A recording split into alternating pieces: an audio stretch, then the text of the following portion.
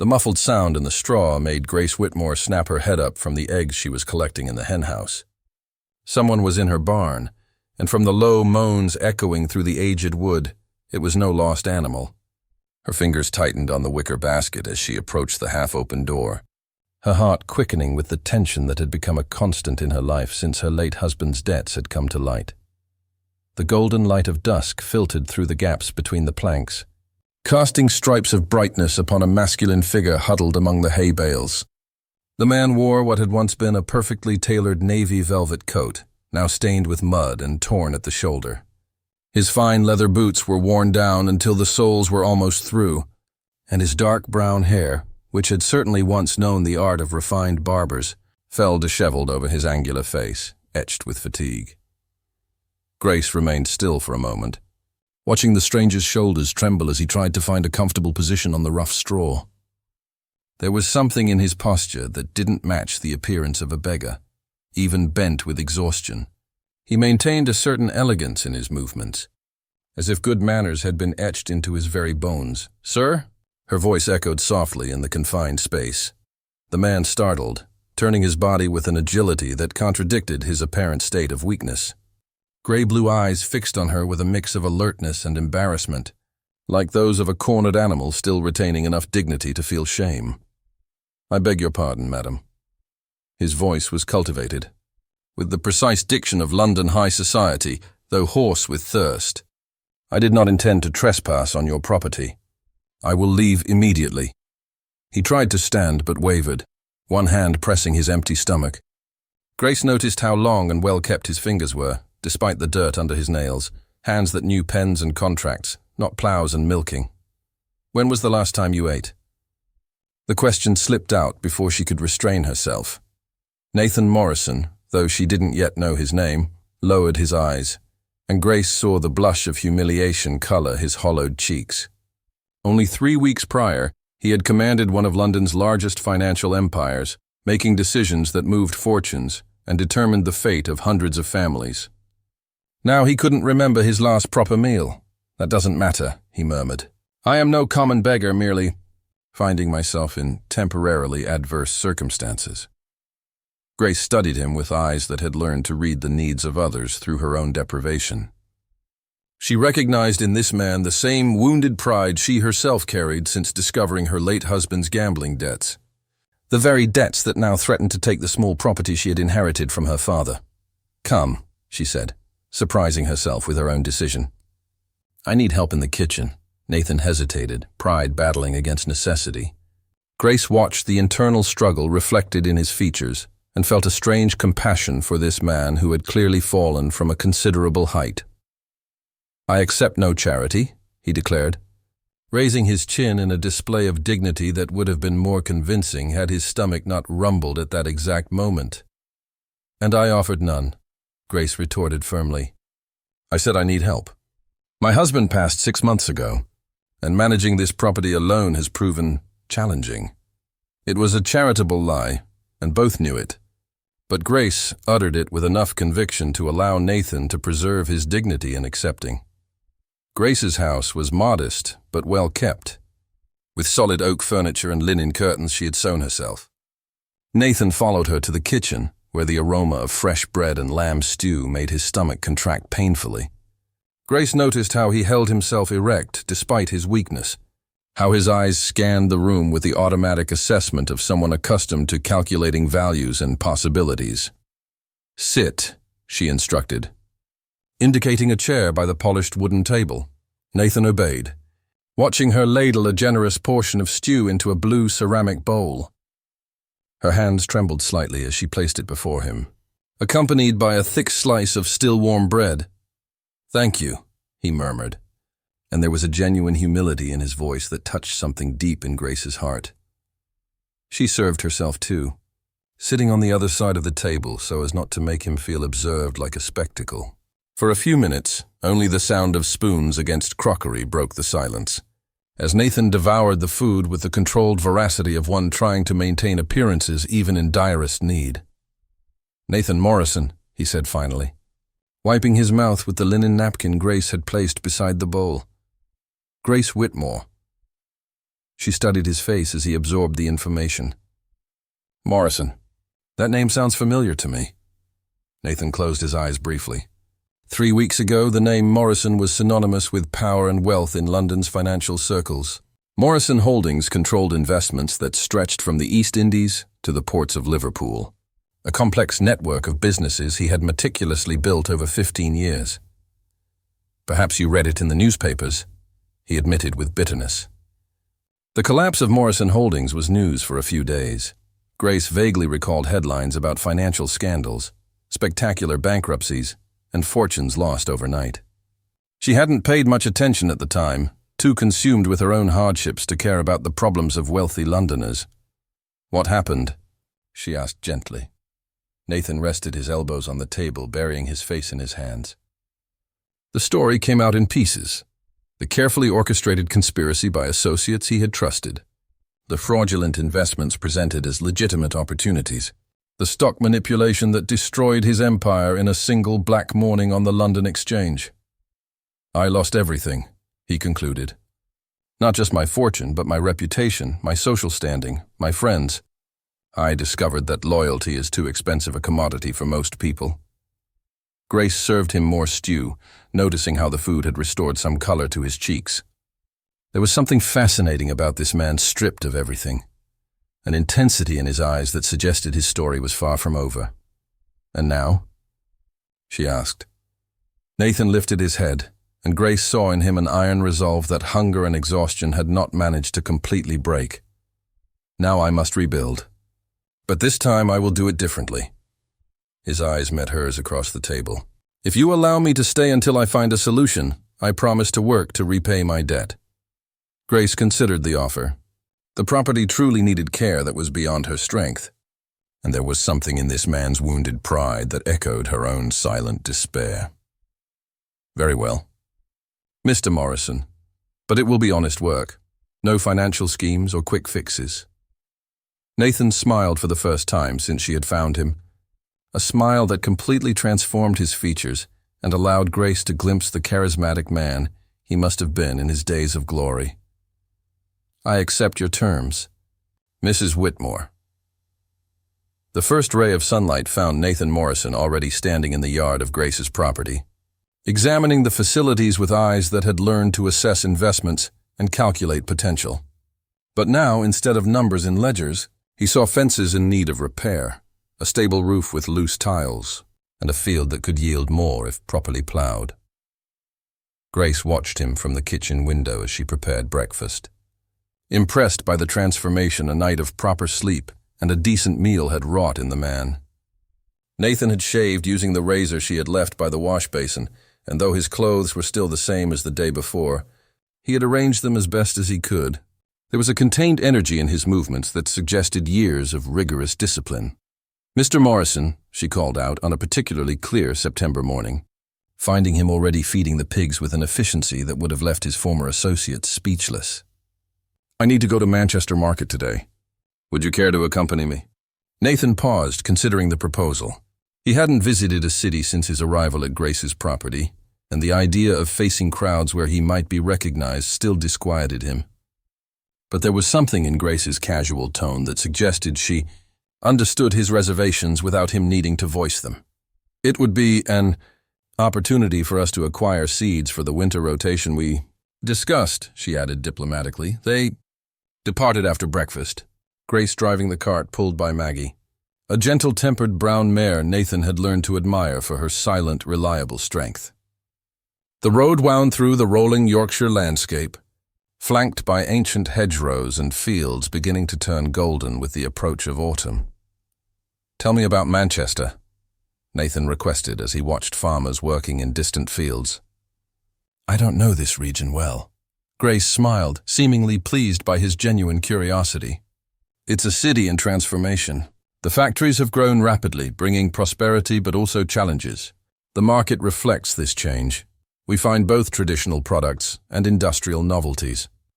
During the journey, Nathan found himself studying Grace with new attention.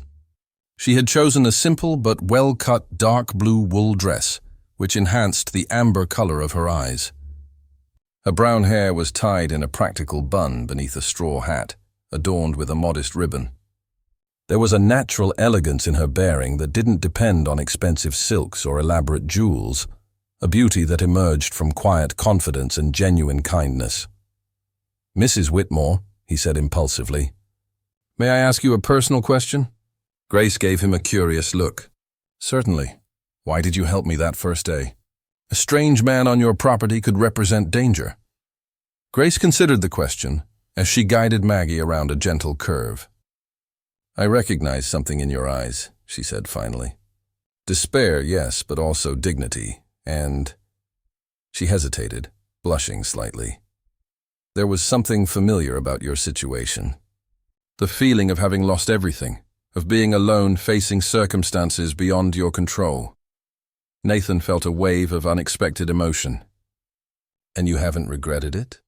The smile Grace gave him was like sunlight breaking through stormy clouds. "Not for a moment. You've brought new life to my property. And—" she paused, as if surprised by her own words. "New life to me as well." Manchester proved to be exactly as Grace had described, a city teeming with activity where industrial smokestacks competed with ancient church spires on the horizon. The market occupied a spacious square surrounded by red brick buildings, and the stalls offered everything from traditional agricultural products to fabrics produced in the new local factories. Nathan followed Grace through the crowds, admiring her skill in negotiating prices and assessing quality with the expertise of one who had managed a rural property for years. She knew many merchants by name, and it was clear she commanded genuine respect in the community. "Mrs. Whitmore," a feminine voice called from the crowd, and Nathan saw an elegantly dressed woman approaching with a smile that didn't quite reach her eyes. "What a surprise to find you here." Grace straightened slightly, and Nathan noticed a subtle tension in her posture. "Mrs. Pemberton, how are you?" "Very well, thank you." Margaret Pemberton's eyes slid speculatively over Nathan. "And who is your companion?" Nathan felt the appraising scrutiny and recognized the type. He had known hundreds of Margaret Pembertons in London, women for whom gossip was an art form and reputation a currency. "Mr. Morrison is my estate manager," Grace replied with admirable calm. "Estate manager?" Margaret raised a perfectly arched eyebrow. "How interesting. And where does Mr. Morrison hail from?" Nathan intervened before Grace needed to concoct an elaborate explanation. "From London, madam. I sought a quieter life in the countryside." "A Londoner." Margaret lit up with obvious curiosity. "How fascinating. You must have many interesting stories about the capital." "A few," Nathan agreed diplomatically, "though I prefer to focus on the present."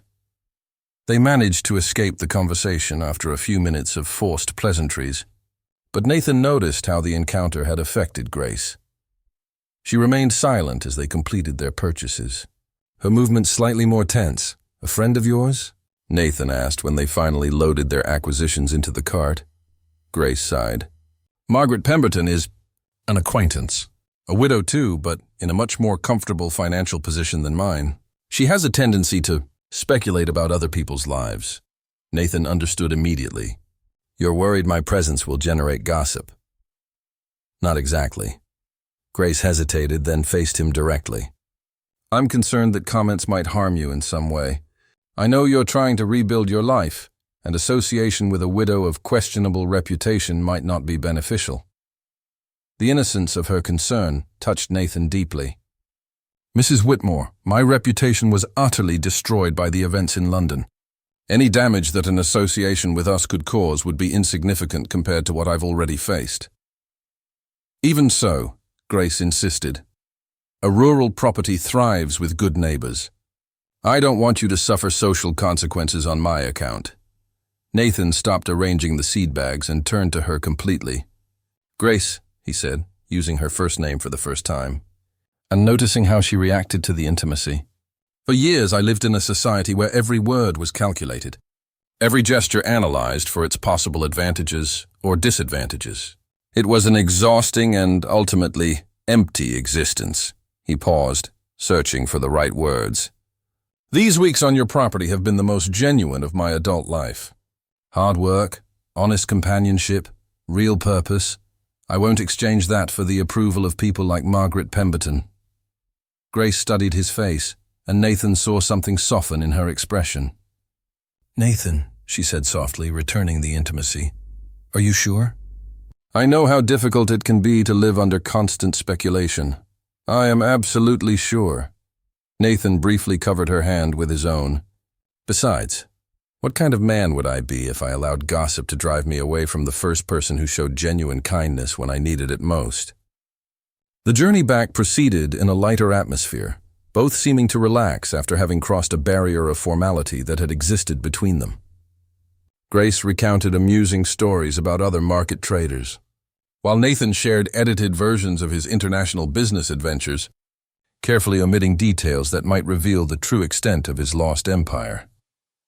When they arrived back at the property late in the afternoon, they found a man waiting in the yard, a middle-aged gentleman dressed in a black frock coat and carrying a leather briefcase that suggested serious business. "Mrs. Whitmore?" The man removed his hat courteously. "I am Chester Aldrich from the law firm Aldrich & Sons of Leeds. I need to discuss an urgent matter concerning your property." Nathan felt Grace stiffen beside him and instinctively positioned himself slightly in front of her, a protective gesture that went unnoticed by none of the three present. "What kind of matter, Mr. Aldrich?" Grace's voice remained firm, but Nathan could feel the tension radiating from her. "I would prefer to discuss this in private if you don't mind." Grace exchanged a quick glance with Nathan. "Mr. Morrison is my estate manager and trusted confidant." "You may speak freely." The lawyer hesitated, clearly uncomfortable, but finally assented. "Very well. I represent the creditors of the late Mr. Whitmore. Unfortunately, we have discovered additional debts that were not in the original records. The property will need to be liquidated to satisfy these obligations." The world seemed to stop around Nathan. He watched the color drain from Grace's face, saw her hands tremble slightly as she absorbed the lawyer's words. The property she had fought so hard to keep, the home that represented her only security, was being torn from her by the debts of a husband who had destroyed her life even in death. "How much time do I have?" Grace asked in a voice barely audible. 6 weeks, madam. I deeply regret it." After the lawyer's departure, Grace remained motionless in the yard, gazing at the land that would soon no longer be hers. Nathan watched her in silence, his heart breaking at the cruel injustice of fate. Here was a woman who had dedicated her life to caring for the land and for others, being punished for the vices of a man who had never deserved her. "Grace," he said softly. She turned to him, and Nathan saw silent tears streaming down her face. "I don't know what to do, Nathan. This property is all I have, all I am." Without thinking, Nathan enveloped her in his arms, feeling her tremble against his chest. And in that moment, as he comforted the woman who had saved his life and restored his humanity, Nathan Morrison made a decision that would change both their lives forever. The following morning found Nathan awake even before the roosters, staring at the ceiling of the small room Grace had prepared for him upstairs. The sound of rain against the window panes mingled with the turbulent thoughts that had prevented his sleep through the night. The image of Grace collapsing in his arms, defeated by the cruelty of circumstances, had burned itself into his mind like a branding iron. He rose silently and descended to the kitchen, where he found Grace already preparing breakfast with mechanical movements that contrasted with her usual vivacity. There were dark circles under her eyes, indicating a night as sleepless as his own, and her hands trembled slightly as she sliced bread. "Grace," he said softly. So as not to startle her, she turned quickly, and Nathan saw that she had been crying, deeply and silently, as women accustomed to suffering learn to do. The sight of that contained grief ignited in him a fury against injustice that he hadn't felt in weeks. "Nathan, I didn't hear you come down." Her voice carried a forced serenity that broke his heart. "Breakfast will be ready in a few minutes. Forget breakfast for a moment." Nathan approached, noticing how she struggled to maintain her composure. "Shall we talk about what the lawyer said yesterday?" Grace lowered her eyes, focusing unnecessarily on the knife she held. "There isn't much to discuss. Richard's debts are greater than I imagined, and I cannot honor them. The property will be sold to satisfy the creditors, and then—" A prolonged silence filled the kitchen, broken only by the insistent drumming of the rain. Grace finally raised her face, and Nathan saw in her a vulnerability she rarely allowed to show. "I don't know," she admitted, her voice almost a whisper. "I have no close relatives, few resources of my own. Perhaps I can find a position as a governess or lady's companion in some respectable household." The idea of Grace, independent, competent, possessing a natural dignity that rivaled any duchess's, reduced to the status of a domestic servant, was intolerable to Nathan. For weeks he had observed her tireless dedication, her genuine kindness, the grace with which she faced difficulties that would break weaker people. He would not allow the world to crush her like this. "There is another alternative," he said carefully.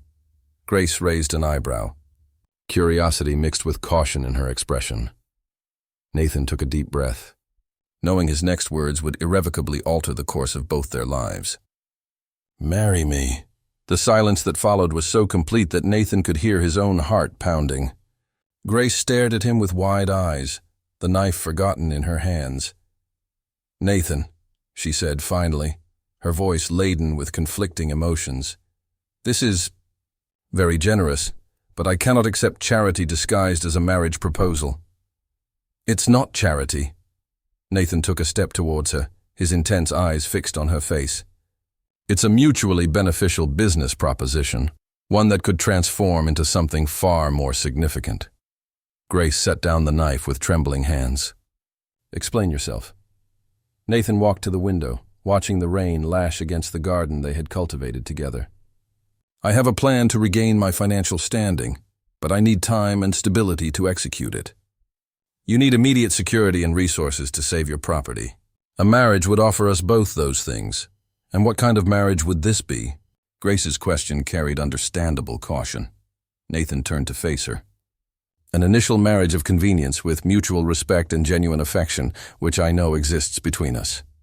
In time," he paused, searching for the courage to verbalize feelings he had barely begun to comprehend. "In time, it could become something deeper." Grace studied his face for long moments, as if trying to decipher the layers of meaning in his words. "Nathan, just a month ago you were a starving stranger in my barn. You don't truly know me, nor I you. I have come to know you better in these weeks than I have known anyone in years," Nathan countered with surprising conviction. "I saw your kindness when you fed me without question. I admired your strength as you faced difficulties that would destroy weaker people. I witnessed your competence, your integrity, your ability to find joy in simple things." He paused, allowing his words to sink in. "As for me, you saw me at my lowest point and offered me dignity when the world denied me any worth. If that doesn't constitute a solid foundation for a marriage, I don't know what does." Grace walked to the table, leaning on it as if needing physical support. "And your financial recovery? How do you intend to regain what you've lost?" Nathan hesitated. His strategy involved secret contacts he had cultivated over the years, privileged information about commercial movements that few knew, and a network of alliances he had carefully built before his downfall. But explaining these details would require revealing aspects of his past he preferred to keep hidden. "I have resources my enemies are unaware of," he said finally. "Knowledge is power, and there's certain information I possess about international markets, about opportunities that have not yet been explored. With modest initial capital, I can rebuild. And where would this initial capital come from?" Nathan smiled sadly. "There's a family ring hidden before my complete ruin. It's not worth a fortune, but it's enough to start." Grace considered his words, her fingers tracing nervous patterns on the tabletop. "Nathan, I deeply appreciate your offer, but I cannot accept you sacrificing your recovery for my sake." "It wouldn't be a sacrifice." Nathan moved closer to her, his voice laden with sincerity. "Grace, these weeks here have been the most genuine of my adult life. I've discovered that ambition without human purpose is empty. You gave me something all my money never bought, true peace and a sense of belonging." Grace raised her eyes to his, and Nathan saw tears glistening on her cheeks. "What if you failed to regain your fortune? You would be condemning us both to poverty. I'd rather be poor by your side than rich and alone again," Nathan said, surprised by the absolute truth of his words. They remained silent for several minutes, each lost in their own thoughts. Finally, Grace spoke, her voice barely audible above the sound of the rain. "There are conditions we would need to establish." Nathan's heart quickened. "Certainly. It would be an initial marriage of convenience, as you said. Separate rooms, clear expectations regarding intimacy." Grace blushed slightly but kept her eyes fixed on his. "If either of us decides it was a mistake, we will seek a discreet annulment." Nathan nodded solemnly. "I accept those conditions." "And what if you regain your fortune and decide that a country wife doesn't suit your social standing?" "Grace." Nathan's voice was firm enough to interrupt her. "If you knew me better, you would know I would never abandon someone loyal to me.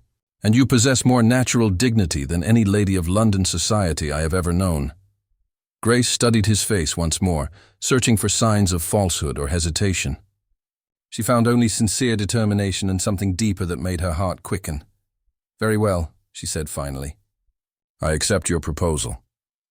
Nathan felt a wave of relief so intense that for a moment he found it hard to breathe. Without thinking, he reached for Grace's hands, intertwining his fingers with hers. "You will not regret this decision," he promised. "Nor will you," Grace replied. And for the first time since the solicitor's visit, Nathan saw a glimmer of hope in her eyes. They spent the rest of the morning discussing practical details. The wedding would be celebrated quickly, with a simple ceremony at the local church. Nathan revealed the existence of important documents hidden in London, which he would need to retrieve personally, a journey he would make after the wedding, leaving Grace secure as his legal wife. "Is there anything else I should know?"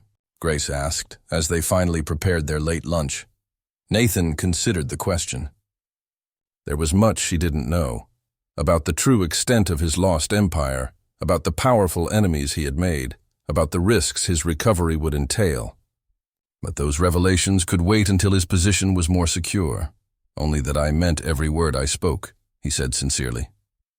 "This isn't just a convenience for me, Grace. It's a chance to build something real and lasting." Grace smiled, the first genuine smile he had seen since the solicitor's arrival. "Then may God help us in our endeavor."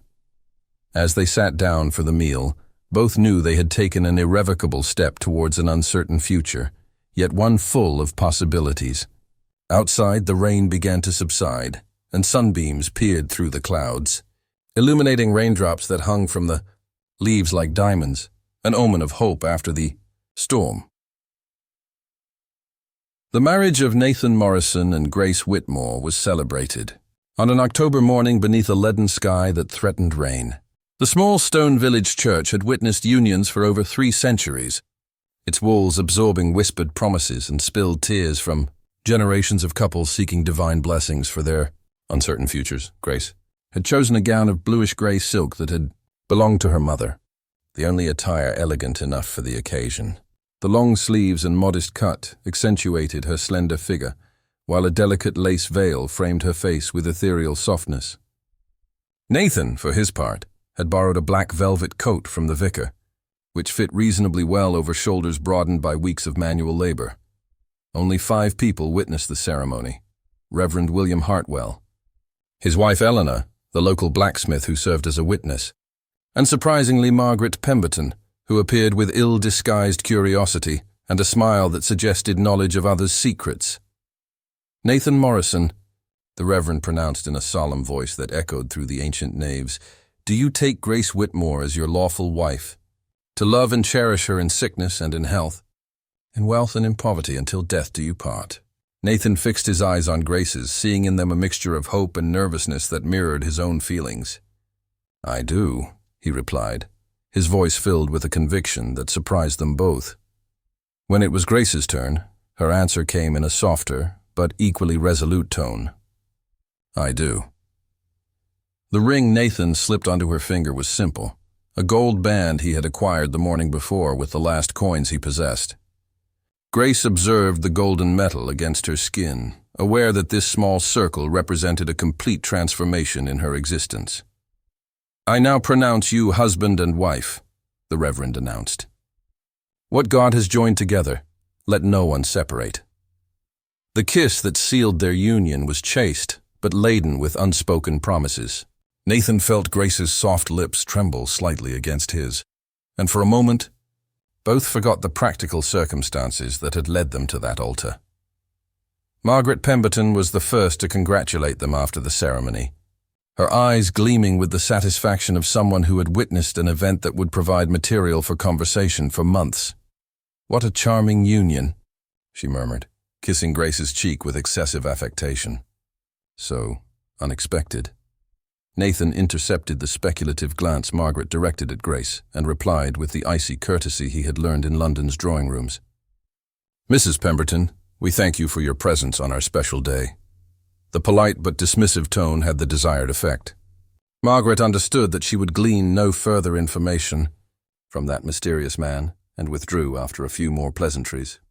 The small celebration that followed at Grace's property, now the Morrisons' property, was intimate and touching. Eleanor Hartwell had prepared a simple but delicious cake, while the blacksmith contributed a bottle of wine he had saved for special occasions. Nathan found himself genuinely moved by the warm reception from these people who barely knew him but accepted him due to the trust they placed in Grace. "Mr. Morrison," said Reverend Hartwell, approaching during the modest celebration, "I trust you will take good care of our Grace. She is one of the purest souls in this community. I will do everything in my power to deserve the trust she has placed in me." Nathan replied with absolute sincerity. When the guests finally departed at dusk, Nathan and Grace found themselves alone in their home for the first time as husband and wife. The reality of their new situation hung between them like a dense mist, laden with possibilities and uncertainties. "I should prepare a separate room for you," Grace said, suddenly conscious of the conventions they had established. "Grace," Nathan gently touched her arm, "we don't need to feign excessive formality. We are married in the eyes of God and the law. We can find our own way of living together." They spent the evening talking by the fireplace, sharing details of their lives that daily acquaintance had not yet revealed. Grace spoke of her happy childhood on that property, of the loving parents who raised her with solid values, of the dreams she harbored of transforming the small farm into a prosperous estate that could support a family. Nathan, in turn, revealed more about his rigorous upbringing, the constant pressure to maintain the commercial empire built by his father, the profound loneliness that had marked his years of success. For the first time, he allowed Grace a glimpse of the vulnerability he hid beneath his apparent competence. "I never imagined I would find peace in such a simple place," he confessed, watching the flames dance in the grate. "In London, I was constantly surrounded by people, but I never felt as alone as I did in those years. And now?" Grace asked softly. Nathan turned to her, noticing how the golden firelight enhanced the softness of her features. "Now I feel as if I have finally found a home."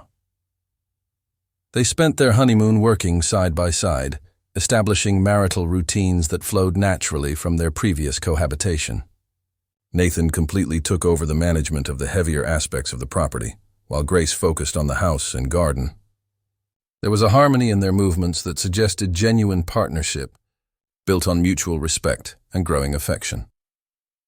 During the long autumn evenings, they sat by the fire while Grace sewed and Nathan read books borrowed from the vicar. Their conversations grew more intimate, touching on hopes, fears, and dreams they had kept to themselves for years. "Nathan," Grace said one evening, pausing in her embroidery, "may I ask you a question about your plans?" "Certainly. When you spoke of regaining your position, what exactly does that mean? Do you intend to return to London permanently?" Nathan carefully considered his words. "It means establishing enough financial security so that we never again face the kind of uncertainty that nearly separated us. As for London," he paused, "it depends on what we build here." Grace lowered her embroidery, looking at him directly. "What if I told you I prefer our simple life? That I don't desire wealth if it means losing the peace we've found?" The question touched something deep within Nathan. For weeks he had assumed Grace would desire the comfort and security his success could provide. The possibility that she valued her current life more was simultaneously touching and complicating. "Grace," he said slowly, "I need to resolve certain outstanding matters from my past." Not out of ambition, but for justice. The men who destroyed my life also brought ruin to other innocent people. I cannot allow them to remain unpunished." Grace studied his expression, seeing in it a determination that went beyond personal greed. "Is it about revenge?" "It's about responsibility," Nathan corrected, "and about ensuring we have sufficient resources to live as we choose, not as circumstances force us." She nodded slowly, understanding the distinction. "When will you leave for London?" "Soon. The connections I need to contact work best during the winter months, when commercial activity intensifies." Grace felt a pang of apprehension. They had been married for only 2 weeks, and the idea of separation already unsettled her more than she had expected. During their brief marriage, she had discovered unexpected comfort in Nathan's constant presence, in the security of having someone she could completely trust. "How long will you be away?" she asked, trying to keep her tone casual. Nathan sensed the vulnerability in her voice and felt a protective surge that surprised him with its intensity. "As short a time as possible. Perhaps a month, no longer. Promise me you'll be careful. If the men who caused your ruin discover you're in London—" "I promise," Nathan interrupted her gently. "And I promise to return to you, Grace. That is as important as any business I might conduct in the capital." That night, for the first time since their wedding, Nathan kissed Grace with genuine passion instead of mere courtesy. The kiss began soft, almost hesitant, but deepened as she responded with unexpected warmth. Both felt the fundamental shift in their relationship, the transition from convenience to true affection. When they parted, Grace remained in his arms, her heart quickened by their closeness and the emotions she had carefully kept in check. "Nathan," she whispered against his chest, "be careful in London. I don't know what I would do if something happened to you." "Nothing will happen," he promised, kissing the top of her head.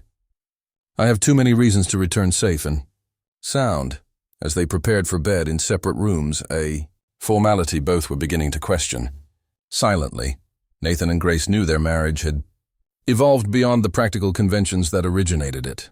They had found in their union something neither had expected: the possibility of true love built on solid foundations of respect, trust, and genuine companionship.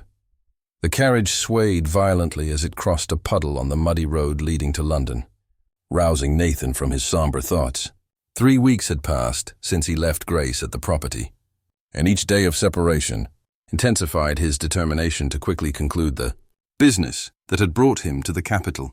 The city that emerged through the fogged window was a labyrinth of smoke and frantic activity that contrasted brutally with the pastoral peace he had learned to value. The narrow streets teemed with merchants shouting their wares, elegant carriages vying for space with laden carts, and crowds moving with the characteristic urgency of those pursuing fortune or survival. Nathan adjusted the dark wool coat he had bought in a modest shop before entering the city.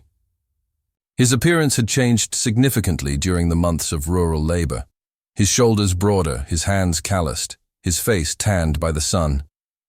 More importantly, there was a solidity in his bearing that had not existed during his days as a spoiled magnate. Adversity had tempered him like iron in a forge. The boarding house he had chosen was located in a respectable but unostentatious neighborhood, frequented by prosperous merchants and middle-class professionals. The proprietor, a corpulent man named Jeremiah Hayes, greeted him with the efficient courtesy reserved for guests who paid promptly and caused no trouble. Room on the second floor. Mr. Morrison, meals served in the main parlor. Do you require anything else? Information, Nathan replied, sliding a few coins across the table. I'm seeking information on the recent business activities of Charles Blackthorne and his associates. The name made Hayes stiffen slightly. Blackthorne was known in commercial circles as a shrewd and unscrupulous businessman who had built his fortune on the ruins of less cautious competitors. Mr. Morrison, Hayes said cautiously, Charles Blackthorne is not a man to be trifled with lightly. He has powerful connections and a long memory for slights. I don't intend to offend him, Nathan lied smoothly. I merely seek investment opportunities that could benefit us both. Hayes studied Nathan's face for a moment, then nodded slowly. He frequents the Whitmore Club on Tuesdays and Thursdays. He conducts most of his more delicate business there. Nathan felt a pang of bitter irony upon hearing the club's name. For years, he had been a respected member of the Whitmore, where generations of merchants and financiers had woven the complex networks that controlled British imperial trade. Now he returned as a stranger, seeking justice against those who had betrayed him. He spent the next 2 days conducting careful reconnaissance, observing the movements of Blackthorne and his associates, mapping their routines and identifying vulnerabilities. His previous connections in the city, men who had remained loyal even after his downfall, provided precious information about the questionable activities Blackthorne had conducted since the destruction of the Morrison Empire. On Thursday evening, Nathan finally made his move. The Whitmore Club maintained the same atmosphere of privileged masculinity he remembered. Dark oak-paneled walls, portraits of illustrious merchants, the lingering aroma of expensive cigars and aged brandy. Nathan moved through the rooms with confidence born of years of familiarity, his presence going unnoticed amidst the throng of gentlemen engaged in conversations about politics and business. He found Blackthorne in the card room, presiding over a whist table with the casual arrogance of one who believed he had eliminated all significant threats to his supremacy. He was a man of impressive appearance, perfectly combed gray hair, impeccably cut clothes, cold eyes that calculated advantages with mathematical precision. "Charles," Nathan said, emerging from the shadows near the table. Blackthorne lifted his gaze from the cards, and Nathan had the satisfaction of seeing genuine surprise, quickly followed by alarm, cross that perpetually controlled face. "Nathan Morrison." Blackthorne's voice remained steady, but Nathan detected the underlying tension. "I thought you had disappeared entirely from civilization. I merely stepped away temporarily to reflect on recent events." Nathan took an empty chair at the table, ignoring the curious glances of the other players. "And I've reached some interesting conclusions." Blackthorne made a subtle gesture, and his gaming companions understood the cue, withdrawing with polite apologies. In moments, the two men were alone at the table, cards forgotten between them like disputed territory. "What kind of conclusions?" Blackthorne asked, maintaining a casual tone while his eyes assessed Nathan for signs of threat. Nathan smiled, a cold expression that didn't reach his eyes. "Conclusions about certain irregularities in the investments you and Reginald Ashworth presented to me last winter. Documents that reveal notable discrepancies between the reports I received and the actual transactions." The color drained slightly from Blackthorne's face. "I don't know what you're talking about." "Of course you do." Nathan leaned forward, his voice low but laden with authority that made powerful men recoil. "The shipping company in Portsmouth that supposedly transported spices from the East Indies, but in reality existed only on paper. The American cotton contracts that were sold 3 times to different investors. The coordinated manipulation of Morrison Holdings shares to cause panic in the market." Blackthorne tried to maintain his composure, but Nathan saw sweat form on his forehead.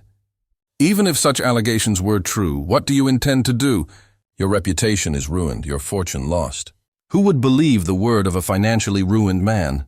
Nathan withdrew a thick envelope from the inside pocket of his coat, placing it carefully on the table between them. "These people would." Blackthorne looked at the envelope as if it contained a venomous snake. "What is this?" "Evidence. Original documents your accomplices thought they had destroyed. Letters detailing the scheme. Bank records showing transfers to secret accounts." Nathan paused to let the information sink in.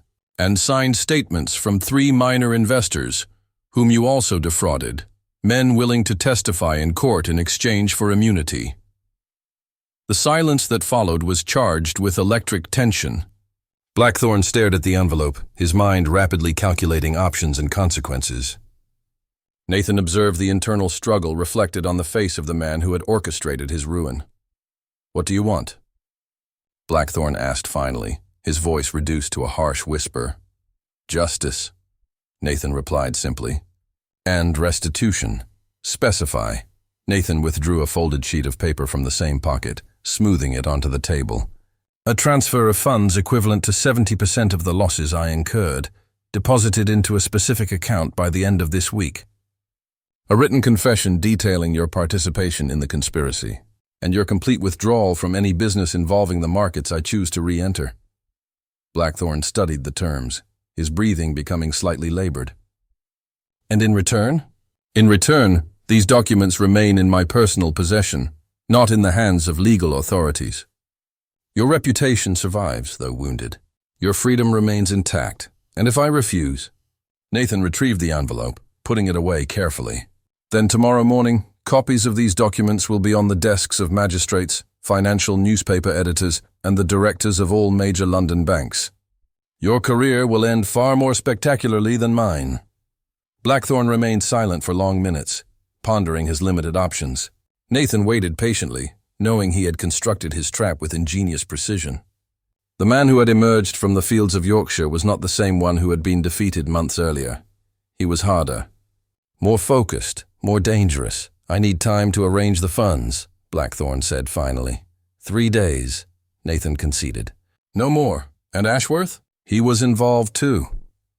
"Ashworth already accepted similar terms this morning," Nathan lied smoothly, watching the last vestige of resistance crumble on Blackthorne's face. When Nathan left the club an hour later, he carried with him not only the promise of financial restitution, but something more valuable: the confirmation that he had recovered not just his commercial competence, but an inner strength that adversity had forged. The man Grace had married was no longer the spoiled magnate who had lost everything through naivete and excessive trust. He was someone tempered by suffering, educated by humility, and motivated by genuine love, instead of mere ambition. As he walked through the nocturnal streets of London, Nathan thought of the woman awaiting him in Yorkshire. Grace had given him something all his previous success had never provided: a purpose beyond profit, a reason to rebuild that transcended vengeance or wounded pride. He had learned the difference between power based on fear and authority born of character. In 3 days, he would be wealthy enough to reclaim any position he desired in London society. But he knew with absolute certainty that his heart remained on a small rural property, with a woman who had loved him when he possessed nothing but wounded dignity and obstinate determination. The carriage that would take him back to Grace would depart at dawn. The carriage rounded the familiar bend in the road leading to the property, and Nathan felt his heart quicken as he sighted the silhouette of the house against the golden evening sky. 3 weeks of absence had felt like 3 months, each day intensifying his need to return to Grace. The leather envelope in his inner pocket contained documents that would transform their lives: signed contracts, confirmed bank transfers, and the restoration of a fortune he now understood had value only when shared. But it was the folded letter in his coat pocket that carried the emotional weight of the journey. Grace had written only once during his absence, careful words that revealed longing through their formal restraint. "The property flourishes under the care you established," she had written. "But I miss you more deeply than I anticipated." The simple honesty of that confession had sustained Nathan through the tense negotiations and dangerous confrontations of the past few days. The house gradually emerged through the trees stripped bare by late autumn, and Nathan saw golden light in the kitchen windows. Grace would be preparing dinner, likely wearing the blue apron that enhanced her eyes, her hair pulled back in the practical bun he had learned to find charming. The domestic image contrasted dramatically with the opulent drawing rooms and exclusive clubs he had frequented in London. But it was the first that made his pulse quicken with genuine anticipation. When the carriage finally stopped in the courtyard, Nathan quickly dismounted, waving away the coachman's help. His boots touched the familiar ground with deep relief. He was home. The word surprised him with its emotional accuracy. For years he had owned houses in London, country estates, investments in properties throughout the empire.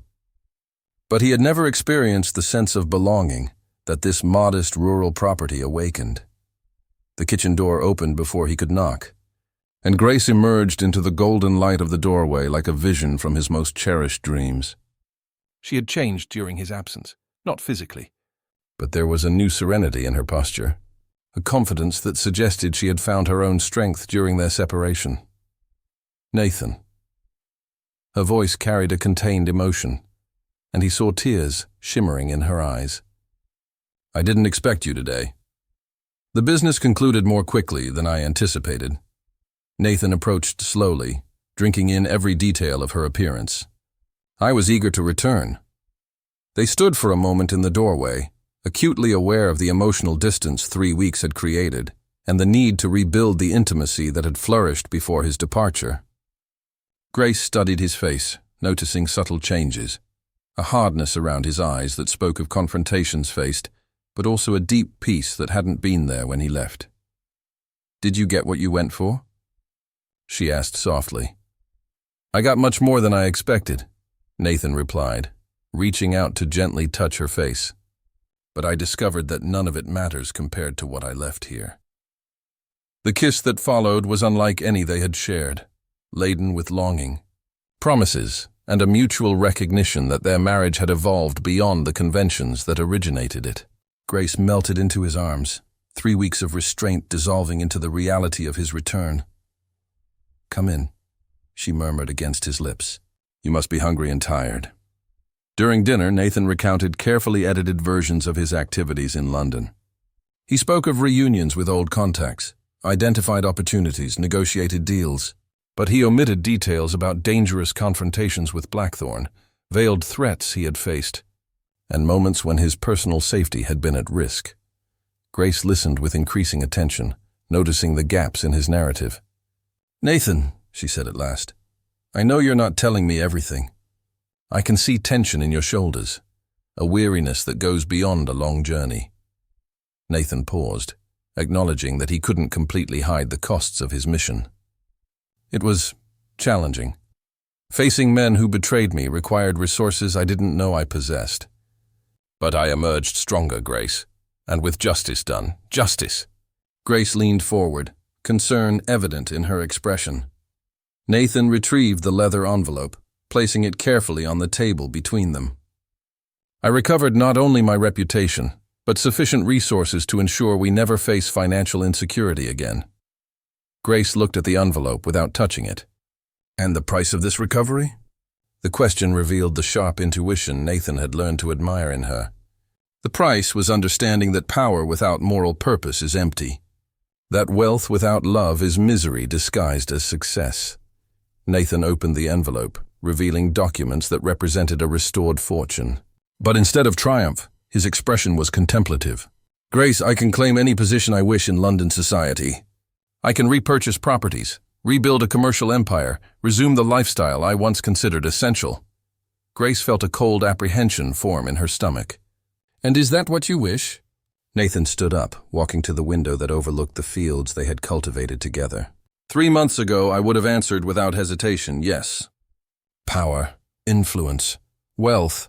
I thought those were the only goals worth pursuing. He turned to face her, and Grace saw in his eyes a clarity that hadn't existed when they first met. "But I discovered something during these weeks working by your side, sleeping under this roof, waking up to purposes that genuinely matter. I discovered that I had built my previous life on foundations of sand."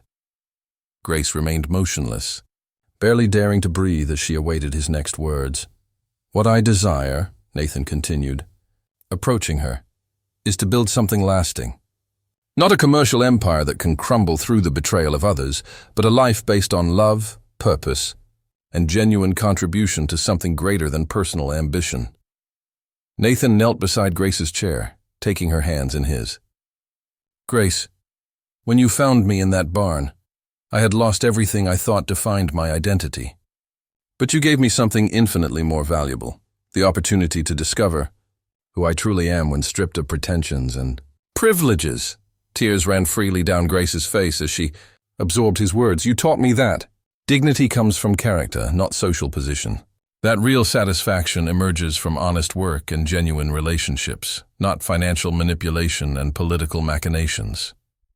Nathan squeezed her hands gently. "More importantly, you loved me when I had nothing to offer but wounded hope and stubborn determination." "Nathan," Grace whispered. Her voice choked with emotion. "So my proposal is this," he continued. "We will use these resources to transform our property into a prosperous farm that can sustain not only our family, but contribute to the prosperity of this community. We will create jobs for local families, establish schools for the children, support the church and those in need." Nathan paused, allowing his vision to expand. We can have real influence, Grace. Not the kind that comes from manipulating markets or buying political favors, but the influence that emerges from moral leadership and genuine contribution to the common good. Grace studied his face, seeing in it a maturity that adversity had forged. The man who had married her out of convenience had transformed into someone whose proposal was born of deep love and a shared vision. And what if you grow tired of rural life? She asked. What if the simplicity you now appreciate loses its charm? Nathan smiled, not the calculated smile of the magnate he had been, but the genuine expression of the man he had become. Grace, I spent 3 weeks amidst the temptations and luxuries of London, surrounded by opportunities to reclaim my former life. And every day, every hour, my only thought was to return home. To you, he stood, pulling her gently into his arms. You are not a refuge from the life I desire.